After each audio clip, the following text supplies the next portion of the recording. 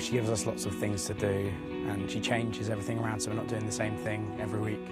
He makes it fun by doing games to help our fitness. I think the variety of the different events helped. Often we would turn up and there'd be some good fun elements of it, where sometimes we weren't particularly good, but it would give us laughter behind. The warm-ups are fun.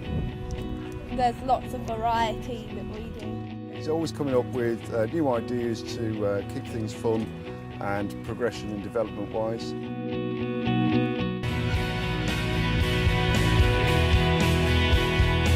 And I went along to train under the guidance of Mike Smith, one of our great 400 metre coaches, but equally important to sort of chase people like Todd Bennett and Chris Akabusi. And that's when it all happened for me, to be under the guidance of a man who understood the 400 metres and maybe even more importantly knew how to get you fit, really fit, particularly for the championships. I mean, I came in as this sort of young teenager not really knowing what I was doing, and within 2 months I won my first international vest for Great Britain indoors. And do you think she's made you better athletes? Yeah. It's definitely improved my athletics a lot from when I started like a year ago or so.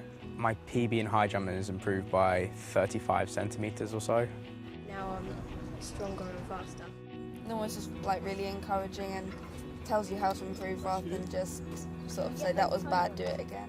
He worked on our weaknesses and our strengths at the same time. He would be forever encouraging us, and also he taught us, many different disciplines throughout the whole of the years, really, how to deal with, failure and, not delivering when you want to, how to get over it and move on, which is one of the important things.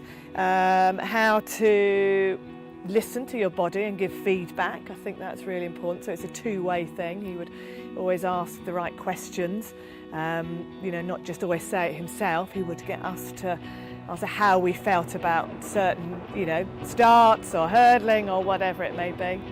She helped me get my hurdles right because I really couldn't do it at all, and then when that one training session I did, she actually managed to get my free strides. So without the guidance of Mike Smith, without the training group, but without the club structure, I wouldn't have become the athlete I became. It's as simple as that. How dedicated she is to all of us in the group, and how she's so proactive with everything, by giving us lifts and do competitions and everything. He's approachable and he'll listen, and he's always open to new ideas, be it from coaches within our own club or coaches from other areas, and keen to try different training plans to assist and improve everybody. And Fuzz always had a go at me and said, "You've got to try this. You are better than you think. You could be an Olympian one day." Encouraging. The biggest thing is having respect for him, and he kept that. I had respect for him throughout my whole career of 12, 13, 14 years, and that takes a lot to understand that person. And I think always being there for us, having time for us. Having recently retired, I know he's got a lot more time on his hands, so he's actually taking his coaching aspects to another level, and he's developing himself, which is improving our group or his coaching group as a whole. I mean, I know we sit here now and coach development has moved on a lot since I ran 20 odd years ago, but we still predominantly have coaches who are the lifeblood of our sport. Every night, the Mike Smiths of this world, down the track, coaching athletes for nothing.